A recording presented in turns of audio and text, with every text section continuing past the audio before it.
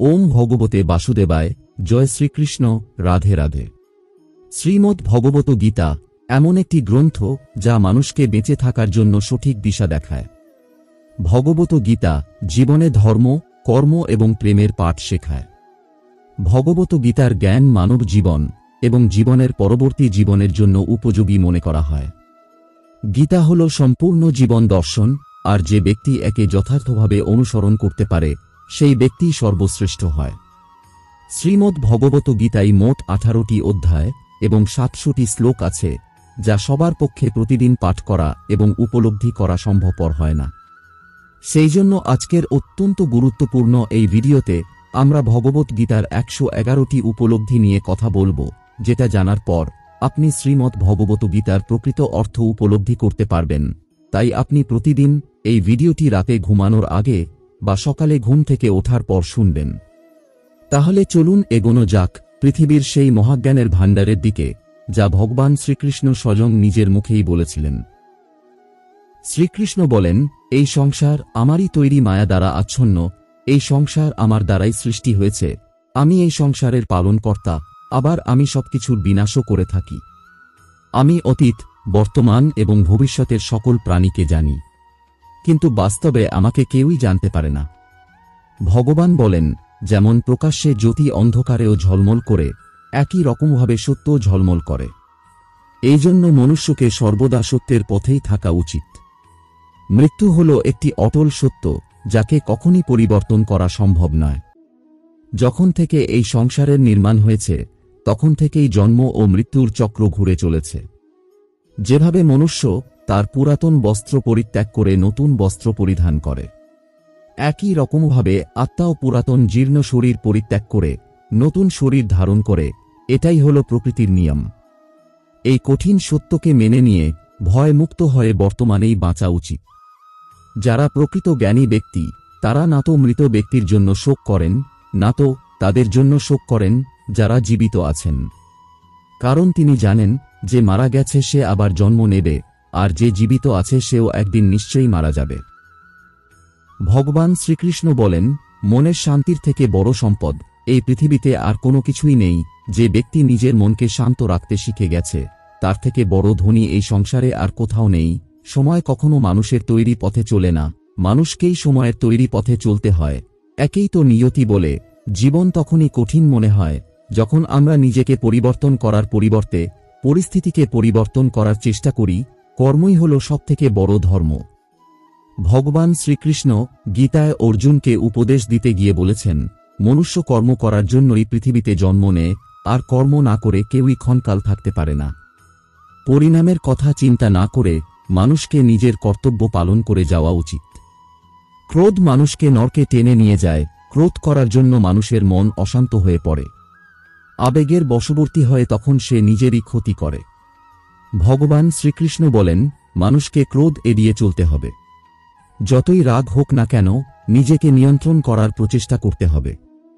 এই সংসারে আজ যা তোমার আছে, গতকাল তা অন্য কারো ছিল, আগামীকাল তা অন্য কারো হয়ে যাবে। তুমি এই পৃথিবীতে খালি হাতেই এসেছ, আর তোমাকে খালি হাতেই এখান থেকে ফিরে যেতে হবে। মনের ওপর নিয়ন্ত্রণ রাখা অত্যন্ত জরুরি। মানুষের মন বাজুর মতো চঞ্চল হয়ে থাকে।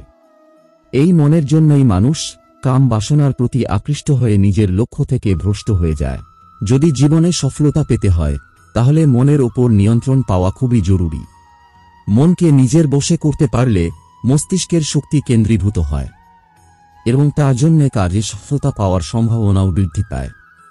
গীতা আমাদের শেখায় যে ব্যক্তি নিজের মনের ওপর নিয়ন্ত্রণ লাভ করেছে তার মনে অপ্রয়োজনীয় চিন্তাভাবনা এবং কামনা বাসনা প্রবেশ করতে পারে না। সে অকারণ ইচ্ছা থেকেও নিজেকে দূরে রাখতে পারে, আর তার সাথে ব্যক্তি নিজের লক্ষ্যকেও খুব সহজেই জয় করে নিতে পারে। নিজের মনের ভেতর থেকে খারাপ গুণগুলিকে পরিত্যাগ করার কথা বলা হয়েছে ভগবদ্গীতায়। বলা হয়েছে অহংকার, রাগ, কঠোর বাণী এবং অজ্ঞানতা এইসব থেকে মানুষকে দূরে থাকা উচিত। সদ্গুণগুলিকে নিজের জীবনে ধারণ করা উচিত। এর ফলে জীবনে পরম শান্তির অনুভূতি হয়। শ্রীকৃষ্ণ আরও বললেন, এই সংসারে জ্ঞানের মতো পবিত্র আর কোনো কিছুই হতে পারে না। জ্ঞানের প্রতি জিজ্ঞাসা থাকলেই জ্ঞান লাভ করা যায়। জীবনে শান্তি লাভ করার জন্য সাধনা নয়, বরং জ্ঞানের প্রয়োজন হয়। তিনি সমগ্র মানবজাতিকে উদ্দেশ্য করে অর্জুনকে বলেছিলেন, যদি মনকে বশে না করতে পারো তাহলে সেই মন তোমার চরম শত্রু হয়ে উঠবে। সদা সন্দেহকারী ব্যক্তি না তো এই জীবনে শান্তি পায়, না তো অন্য জীবনে। আর সেজন্যই তুমি সন্দেহের প্রবণতা থেকে দূরে থাকো। অধিক সন্দেহ করলে মনের সমস্ত শান্তি নষ্ট হয়ে যায়, আর সেই ব্যক্তি ভ্রমের বশবর্তী হয়ে আপন জনদের সঙ্গে সব সম্পর্ক নষ্ট করে ফেলে। শরীরের সৌন্দর্য মনকে আকর্ষিত করে, কিন্তু স্বভাবের সৌন্দর্য হৃদয়কে আকর্ষণ করে। সেই জন্যই মনুষ্যের স্বভাব সর্বদা নির্মল হওয়া উচিত। কে কি করছে, কেন করছে এবং কিভাবে করছে, এই সব থেকে যত দূরে থাকবে ততই তুমি সুখে থাকবে। জীবনে আমরা কতটা ঠিক এবং কতটা ভুল এটা মাত্র দুজনই জানে। একজন হলেন পরমাত্মা এবং দ্বিতীয়জন হল আমাদের অন্তরাত্মা। ভগবান শ্রীকৃষ্ণ বলেন, যে ব্যক্তির মধ্যে জ্ঞানের অভাব এবং ঈশ্বরে বিশ্বাসের অভাব থাকে সেই ব্যক্তি জীবনে কখনো আনন্দ এবং সফলতা লাভ করতে পারে না। মানুষের দুঃখের প্রধান কারণই হল তার মোহ। যে যত বেশি মোহ করবে সে তত বেশি দুঃখ ভোগ করবে। তোমার আফসোস তোমার অতীতকে পরিবর্তন করতে পারবে না, আবার তোমার দুশ্চিন্তা তোমার ভবিষ্যৎকেও পরিবর্তন করতে পারবে না। সেই জন্যই বর্তমানের আনন্দ উপভোগ করাই সবথেকে সুখের। শ্রীকৃষ্ণ আরও বলেন, যে তোমার পাশে থাকে তুমিও তার পাশে সব সময় থেকো, আর যে তোমার সাথে প্রতারণা করে তাকে তুমি ত্যাগ করো। যে স্থানে তোমার কোনো সম্মান নেই সেখানে কখনোই যাওয়া উচিত নয়, কারণ এটা করলে লোক তোমাকে বোকা এবং দুর্বল ভাববে। যে কোনো কাজের সাফল্যের জন্য মনের প্রশান্তির প্রয়োজন হয়। ভগবান শ্রীকৃষ্ণ বলেন, রাগ বুদ্ধিকে ধ্বংস করে ব্যক্তিকে মূর্খ করে তোলে। একজন মূর্খ ব্যক্তি নিজেকে ধ্বংস করে। এমতাবস্থায় যে কোনো কাজের সফলতার জন্য ক্রোধ ত্যাগ করা অতি আবশ্যক। যদি সফল হতে চাও তাহলে ভয়কে জয় করো। অর্জুন যখন কৌরবদের বিরুদ্ধে যুদ্ধ করতে রাজি হলেন না, তখন ভগবান শ্রীকৃষ্ণ তাকে বললেন, হে অর্জুন, তুমি নির্ভয়ে যুদ্ধ করো, নিহত হলে স্বর্গ পাবে, আর জিতলে পৃথিবী শাসন করবে।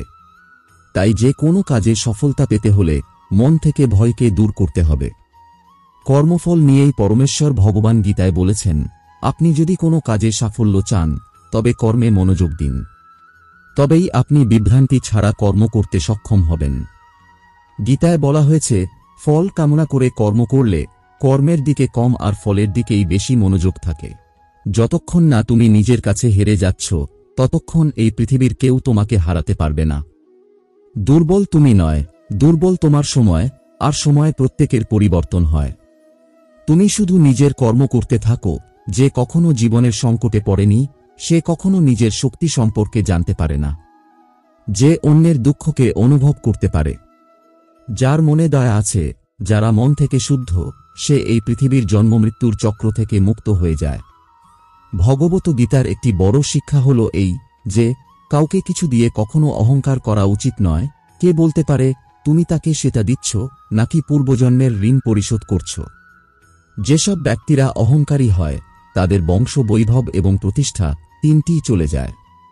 যদি বিশ্বাস না হয় তাহলে রাবণ, কৌরব এবং কংসকে দেখো, যারা অতিরিক্ত অহংকারের কারণে নিজেদেরকেই ধ্বংস করেছিল। যদি কাউকে বিশ্বাস করতে হয় তাহলে তার কথায় নয়, তার ব্যবহার দেখো। অতিরিক্ত রাগের সময় কিছুটা চুপ থাকলে এবং ভুলের সময় কিছুটা মাথা নত করলে জীবন আরও সহজ হয়ে ওঠে। ভগবান বলেন, যে ব্যক্তি আমাকে জেনে যায় সে এই কষ্টে ভরা পৃথিবীর জন্মমৃত্যুর চক্র থেকে মুক্তি পেয়ে যায়।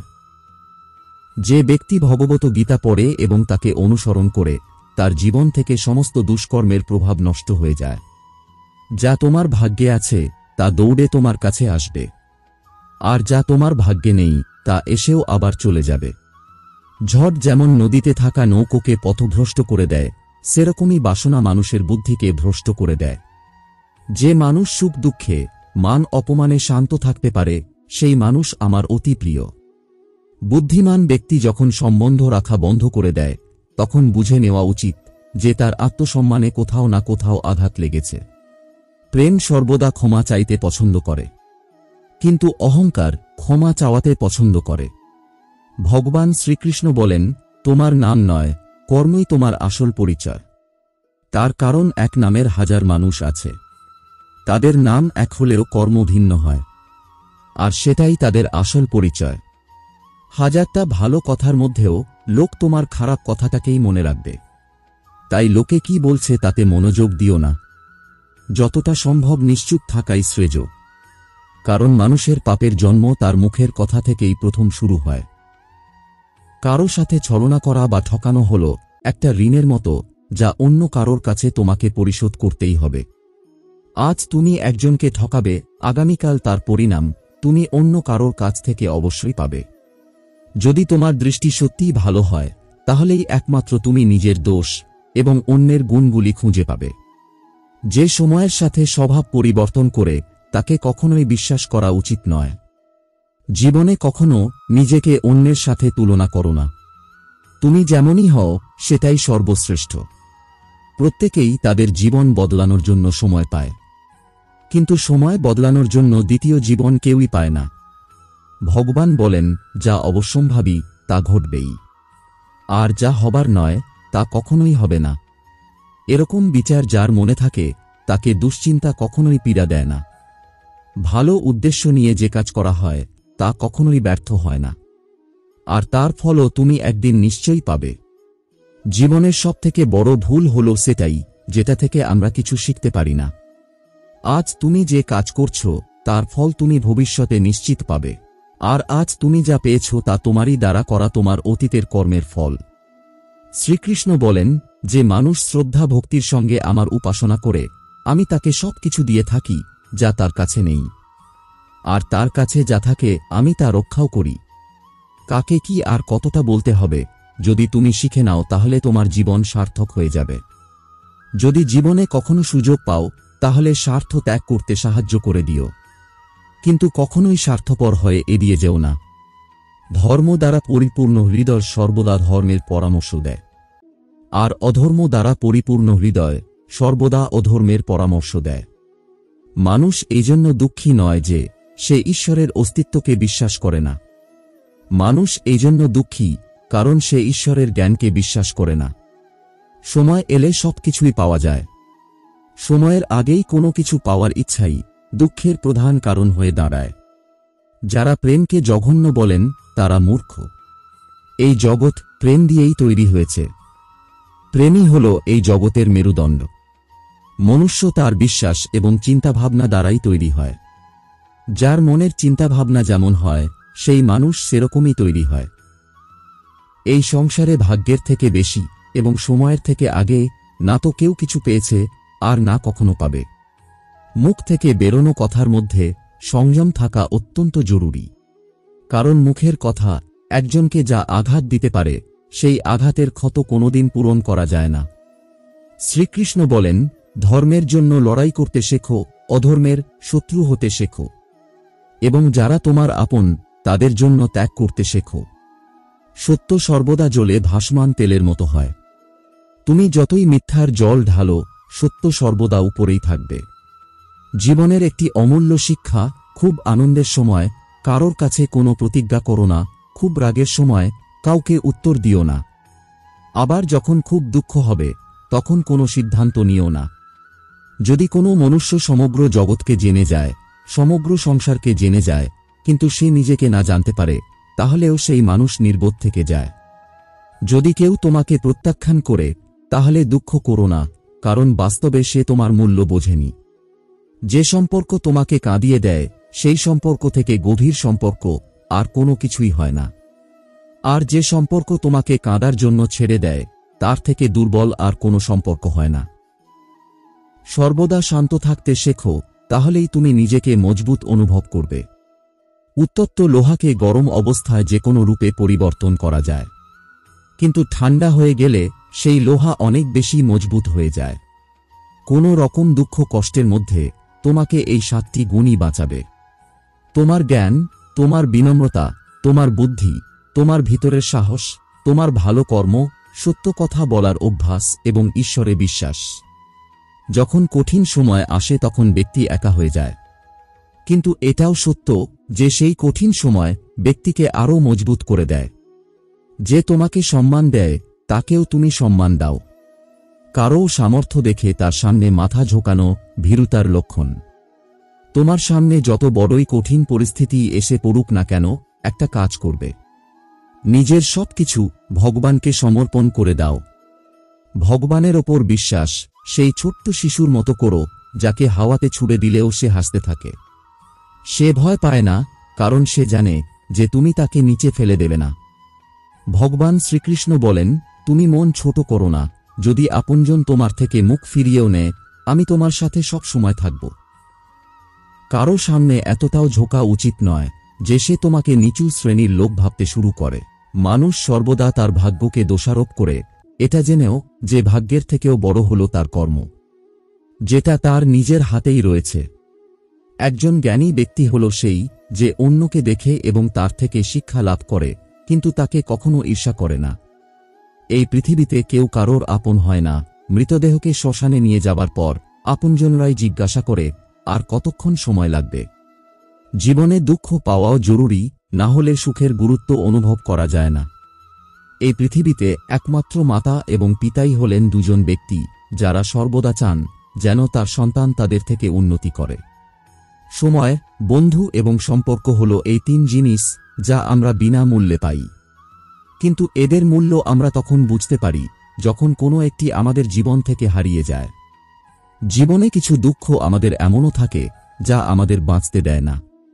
আবার জীবনে কিছু কর্তব্য এমন থাকে যা আমাদের মরতে দেয় না। তুমি যত ইচ্ছা ভালো কাজ করে নাও, তোমার প্রশংসা একমাত্র শ্মশানেই হবে। যদি তুমি কোনো ব্যক্তিকে একবার ক্ষমা করে দাও, তাহলে তুমি জ্ঞানী। যদি দ্বিতীয়বার ক্ষমা করে দাও, তাহলে তুমি নরম মনের মানুষ। কিন্তু যদি তুমি সেই ব্যক্তিকে তৃতীয়বার ক্ষমা করে দাও, তাহলে তুমি এই দুনিয়ার সবথেকে বড় মূর্খ। এই জীবনের সবথেকে দামি জিনিস হল তোমার বর্তমান। যদি এটা একবার হারিয়ে যায়, পুরো দুনিয়ার সম্পত্তি দিয়েও এটাকে তুমি আর ফিরিয়ে আনতে পারবে না। ঈশ্বরের কাছে কোনো কিছু চাওয়ার পর যদি না পাও, তাহলে ঈশ্বরের উপর রাগ করো না, কারণ ঈশ্বর তোমাকে সেটা দেয় না যেটা তোমার ভালো লাগে। ঈশ্বর তোমাকে সেটা দেয় যেটা তোমার জন্য ভালো। জীবনে এমন একজন থাকাও খুব জরুরি যাকে কিছু বলার জন্য ভাষার প্রয়োজন হয় না। হয়তো তাকেই পরমাত্মা বলা হয়। শ্রীকৃষ্ণ বলেছিলেন, মৃত্যুর সময় কোনো ব্যক্তি যদি আমার নাম করতে করতে দেহত্যাগ করে, তাহলে সে আমার পরম ধাম প্রাপ্ত হয়। ভগবান শ্রীকৃষ্ণ অর্জুনকে বললেন, হে ভারত, প্রকৃতি আমার গর্ভাধান স্থান। আমি প্রকৃতিতে গর্ভাধান করি, আর তা থেকেই সর্বভূতের উৎপত্তি হয়। মানুষ, দেবতা ও অন্যান্য যোনিতে যে সকল শরীর উৎপন্ন হয়, আমি তাদের পিতা এবং প্রকৃতি হলেন তাদের মাতা। হে মহাবাহ, সত্য, রজ এবং তম এই তিন গুণ দেহ মধ্যেই আত্মাকে আবদ্ধ করে রাখে। এর মধ্যে সত্যগুণ হল নির্মল ও নির্দোষ। এই সত্যগুণ আত্মাকে সুখ ও জ্ঞানের সঙ্গ দিয়ে আবদ্ধ করে রাখে। রজগুণ আত্মাকে রাগ, তৃষ্ণা, আসক্তি প্রভৃতি কর্মশক্তি দ্বারা আবদ্ধ রাখে। আর তমগুণ হল জীবের ভ্রান্তি ও অজ্ঞানতার কারণ। এই তমগুণ আমোদ প্রমোদ, আলস্য নিদ্রা দ্বারা আত্মাকে আবদ্ধ রাখে। যখনই সকল ইন্দ্রিয় দ্বারে জ্ঞানের প্রকাশ হয় বা নির্মল জ্ঞান উৎপন্ন হয়, তখন বুঝবে সত্যগুণ বৃদ্ধি পেয়েছে। যখন লোভ লালসা প্রকাশিত হয়, তখন বুঝবে রজগুণ বৃদ্ধি পেয়েছে। আর যখন মোহ ঘিরে আসে, বুদ্ধি বিপর্যয় ঘটে এবং কর্তব্যে অনীহা আসে, তখন বুঝবে তমগুণ প্রাধান্য পেয়েছে। সত্যগুণ প্রাপ্ত অবস্থায় যদি জীব দেহত্যাগ করে, তবে সে স্বর্গলোক প্রাপ্ত হয়। যদি রজগুণ থাকা অবস্থায় দেহত্যাগ করে, তবে পরজন্মে কর্মী হয়ে মনুষ্য যোনিতে জন্মগ্রহণ করে। আর যদি তমগুণ অবস্থায় দেহত্যাগ করে, তবে বোকা, পাগল অথবা অবিবেচক হয়ে এই জাতীয় বিভিন্ন যোনিতে জন্মগ্রহণ করে। হে অর্জুন, আমি অব্যক্ত রূপে সমস্ত জগৎ ব্যাপী আছি। সমস্ত জীব সকল আমাতেই অবস্থিত, কিন্তু আমি তাহাতে নয়। যেমন আয়নাতে তুমি নিজের প্রতিবিম্ব দেখতে পাও, অর্থাৎ তুমি আয়নার মধ্যেই আছো, কিন্তু আয়না তোমার মধ্যে নেই। হে কৌন্তেয়, কল্পের শেষে সমস্ত জীব, ভগবান শ্রীকৃষ্ণ দেহের সঙ্গে আত্মার সম্পর্ককে খুব সুন্দরভাবে ভগবদ্গীতায় তুলে ধরেছেন। জীবের মূল সত্তা কি? দেহের সাথেই বা আত্মার সম্পর্ক কি? আত্মার স্বরূপ কি? এই সকল জটিল বিষয়বস্তু খুব সূক্ষ্মাতিসূক্ষ্মভাবে ভগবান শ্রীকৃষ্ণ গীতায় তুলে ধরেছেন আমাদের মূল সত্তাকে অবগত করার মানসে। প্রথমেই আত্মার স্বরূপ সম্পর্কে ভগবান ধারণা দিচ্ছেন, আত্মা যে দেহকে আশ্রয় করে অবস্থান করেন সেই দেহ নশ্বর বলে কথিত হয়েছে, কিন্তু আত্মা হল অবিনশ্বর। তাহলে এখন এই প্রশ্নের উত্তর খুঁজতে হবে যে আমি আসলে কে? দেহটা যদি নশ্বরই হয় তাহলে তো তার ধ্বংস অনিবার্য। তাহলে আমি ধ্বংস হয়ে গেলে কর্মফলের ভোগটা কার? এই প্রশ্নের উত্তরটা কিন্তু ভগবানের এই শ্লোকে স্পষ্টভাবেই প্রতীয়মান হয়। দেহটা যেহেতু নশ্বর, তাই এই দেহটা আমি নই। যেহেতু আত্মা অবিনশ্বর ও নিত্য, তাই আত্মাটাই হচ্ছি আমি। আমার মূল সত্তা হল আমি, এক আত্মা যে একটি দেহকে আশ্রয় করে আছি। দেহটা আত্মার একটি আবরণ মাত্র, যেটা ভগবান আরও স্পষ্ট করে বলেছেন, যেরকম মনুষ্য তার পুরাতন বস্ত্রগুলি ত্যাগ করে নতুন বস্ত্র ধারণ করে, সেইরূপ জীবাত্মাও পুরাতন শরীর ত্যাগ করে নতুন দেহ ধারণ করে। বর্তমানে আমি এই দেহকেই আশ্রয় করে আছি। আবার কোন এক সময় পুরাতন বস্ত্রের মতোই এই দেহকে পরিত্যাগ করে কর্মফল অনুযায়ী নতুন একটি দেহ আমি ধারণ করব। এটাই হল প্রকৃতির বিধান। এখানে ভগবান কিন্তু আমাদের জীবাত্মা বলে সম্বোধন করেছেন। এর মানে হল আমি হলাম আত্মা, তবে জীবাত্মা। আর পরমেশ্বর ভগবান যেহেতু সর্বভূতে অবস্থান করেন, তাই তিনি হলেন পরমাত্মা। যেহেতু আমার জন্ম হয়েছে, তাই আমার মৃত্যুও অবশ্যম্ভাবী। কিন্তু জন্ম ও মৃত্যু কোনো সৃষ্টি বা বিনাশ নয়। গীতার ভাষায় এটা দেহ পরিবর্তন করার একটা নিয়ম মাত্র। যার জন্ম হয়েছে তার মৃত্যু নিশ্চিত, আবার যার মৃত্যু হয়েছে তার জন্ম হওয়াও নিশ্চিত। সুতরাং যা অবশ্যম্ভাবী তার জন্য আমাদের শোক করা উচিত নয়। এটি হল ভগবত গীতার সবথেকে বড় উপলব্ধি। যারা এই শরীরকে সর্বস্ব বলে মনে করেন তারাই কেবল দুঃখ ভোগ করেন। কিন্তু যারা জানেন এই শরীরটা আমি নই, আমি জীবাত্মা, আমার বিনাশ নেই, তারা কখনো কোনো কষ্টে ব্যথিত হন না বা অধিক আনন্দে প্রভাবিত হন না। আমাদের জীবনের সবথেকে কঠোর সত্য হল এটি যে আমরা সর্বদা সুখের জন্য চেষ্টা করি, কিন্তু আমরা দুঃখ পাই। আমরা প্রেম কামনা করি, কিন্তু আমরা হতাশার সাথে মিলিত হই। আমরা জীবন কামনা করি, কিন্তু আমরা জানি যে আমরা প্রত্যেক মুহূর্তে মৃত্যুর দিকে এগিয়ে যাচ্ছি। প্রত্যেক ব্যক্তি সুখ লাভের জন্য ফলপ্রসূ কাজে নিয়োজিত থাকে, কিন্তু তৃপ্তি পায় না। পরিবর্তে এই ক্রিয়াকলাপগুলি কেবল দুঃখকে আরও বাড়িয়েই তোলে। ফলে এই পৃথিবীতে কার্যত সবাই অসুখী। কেউ কেউ নিজের শরীর ও মনের দুঃখে ভোগে, অন্যরা তাদের পরিবারের সদস্য এবং আত্মীয়দের দ্বারা যন্ত্রণা প্রাপ্ত হয়। কেউ কেউ ধন সম্পদের অভাব এবং জীবনের প্রয়োজনীয় জিনিসপত্রের ঘাটতিতে ভুগছেন। বস্তুগত মানসিকতার লোকেরা জানে যে তারা অসুখী, কিন্তু তারা মনে করে যে তাদের সামনে থাকা অন্যরা সবাই সুখী এবং তাই তারা বস্তুগত বৃদ্ধির জন্য ছুটতে থাকে। এই অন্ধ সাধনা চলে বহুকাল যাবৎ, তবু সুখের দেখা নেই। এখন যদি মানুষ এটা বোঝে যে ফলপ্রসূ কাজে লিপ্ত হয়েও কেউ কখনো সুখ অর্জন করতে পারেনি, তাহলে তারা বুঝবে যে তারা যেদিকে ছুটছে তা বৃথা এবং অর্থহীন, এবং তখন তারা আধ্যাত্মিক জীবনের দিকে ফিরতে পারে। যাদের বুদ্ধি আধ্যাত্মিক জ্ঞানে স্থির হয়ে গেছে তারা বোঝে যে ভগবানই সবকিছুর পরম ভোগদাতা। আসক্তি পরিত্যাগ করে তার কাছে সমস্ত কিছু নিবেদন করে এবং তার করুণা হিসাবে যা আসে তা নির্মলভাবে গ্রহণ করে। এটি করার ফলে তাদের কর্মগুলি কার্মিক প্রতিক্রিয়া থেকে মুক্ত হয়ে যায়, যা একজনকে জীবন ও মৃত্যুর চক্রে আবদ্ধ করে। বন্ধুরা, আমি আশা করব এই ভগবত ভক্তির উপলব্ধিগুলি শুনে আপনি শান্তি লাভ করেছেন। সনাতন ধর্ম তথা ভগবত গীতার প্রচারের নিমিত্ত এই ভিডিওটি আপনি আপনার আপনজনদের সাথে অবশ্যই শেয়ার করবেন, যাতে তারাও ভগবদ্গীতার এই উপলব্ধিগুলি অনুধাবন করতে পারে, যা আমাদের সমাজের পক্ষে অত্যন্ত মঙ্গলজনক। ভগবদ্গীতা প্রচারের এই প্রচেষ্টা যদি আপনার ভালো লাগে তাহলে অবশ্যই ভিডিওটিতে একটি লাইক করবেন এবং এই রকম নিত্য নতুন ভিডিও পাওয়ার জন্য আমার চ্যানেলটিকে সাবস্ক্রাইব করবেন। সকলে ভালো থাকুন এবং সুস্থ থাকুন। জয় শ্রীকৃষ্ণ। রাধে রাধে।